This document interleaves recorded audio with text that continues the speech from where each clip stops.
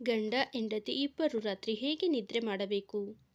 ಪತಿ ಪತ್ನಿ ಹೀಗೆ ಮಲಗಿದರೆ ದೊಡ್ಡ ಅಪಘಾತ ಉಂಟಾಗಬಹುದು. ಎಚ್ಚರ. ನಿದ್ರೆ ಬಂದ ಮೇಲೆ ಪ್ರಪಂಚದ ಅರಿವು ಖಂಡಿತ ಇರುವುದಿಲ್ಲ. ಹೌದು, ಒಳ್ಳೆಯ ನಿದ್ದೆ ನಿಮ್ಮನ್ನು ದಿನವಿಡೀ ಸಂತೋಷದ ಸ್ಥಿತಿಯಲ್ಲಿರಿಸುತ್ತದೆ. ಇದು ಪ್ರಮುಖ ಕಾಯಿಲೆಗಳನ್ನು ತಡೆಯುತ್ತದೆ.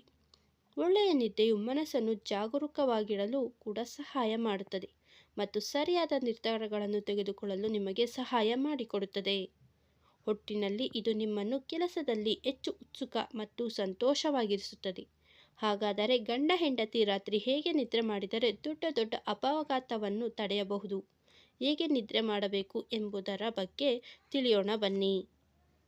1. ದಂಪತಿಗಳ ಮಲಗುವ ಕೋಣೆಯಲ್ಲಿ ಯಾವುದೇ ಭಯಾನಕ ಅಥವಾ ನಗ್ನ ಚಿತ್ರಗಳು ಇರಬಾರದು.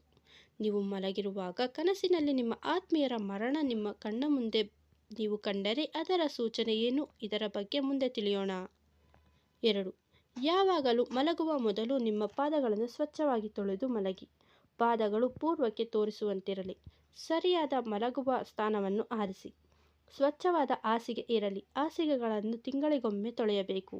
ಇದು ಆರೋಗ್ಯ ಸಮಸ್ಯೆಗಳನ್ನು ಪರಿಹರಿಸುತ್ತದೆ. 3. ಮಲಗುವ ಕೋಣೆಯಲ್ಲಿ ಕನ್ನಡಿ ಹಾಸಿಗೆಯ ಮುಂದೆ ಇರಬಾರದು. 4. ಹಾಸಿಗೆ ಎರಡೂ ತುದಿಯಲ್ಲಿಯೂ ಸಹ ಸ್ವಲ್ಪ ಜಾಗ ಇರಬೇಕು. 5. ಹಾಸಿಗೆಯ ಬಲಭಾಗದಲ್ಲಿ ಪತಿ, ಎಡಭಾಗದಲ್ಲಿ ಪತ್ನಿ ಮಲಗಬೇಕು. 6.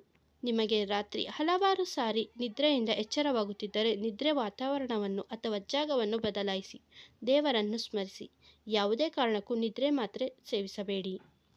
7. ವಾಸ್ತು ಪ್ರಕಾರ ವಿವಾಹಿತ ಜೋಡಿಗಳು ತಲೆಯನ್ನು ದಕ್ಷಿಣ ಅಥವಾ ಆಗ್ನೇಯ ದಿಕ್ಕಿನಲ್ಲಿ ಇಟ್ಟು ಮಲಗಬೇಕು. 8.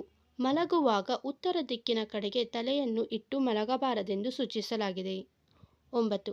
ಬೆಳಗ್ಗೆ ಎದ್ದ ತಕ್ಷಣ ಸೂರ್ಯೋದಯ ನೋಡುವ ಅಭ್ಯಾಸ ಮಾಡಿಕೊಳ್ಳಬೇಕು. ಸೂರ್ಯನ ಕಿರಣಗಳು ನಿಮ್ಮ ಮೇಲೆ ಬಿದ್ದರೆ ಶುಭ ಬೆಳಗ್ಗೆ. ಬೇಗ ಎದ್ದೇಳಲು ಅಭ್ಯಾಸ ಮಾಡಿಕೊಳ್ಳಿ. 10. ಪತಿಯು ಯಾವುದಾದರೂ ಶುಭ ಕಾರ್ಯಕ್ಕೆ ಹೋದಾಗ ತಕ್ಷಣ ತಲೆ ಸ್ನಾನ ಮಾಡಬಾರದು. 11. ಪತಿಯು ಮನೆಯಿಂದ ಹೊರಗಡೆ ಹೋದ ತಕ್ಷಣ ಕಸ ಗುಡಿಸಬಾರದು.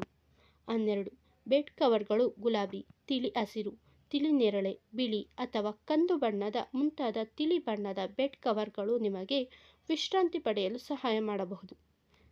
13. ನೀವು ಮಲಗುವಾಗ ಎಡಮಗುಲಲ್ಲಿ ಮಲಗಿ. ಇದು ಆರೋಗ್ಯಕ್ಕೆ ಉತ್ತಮ.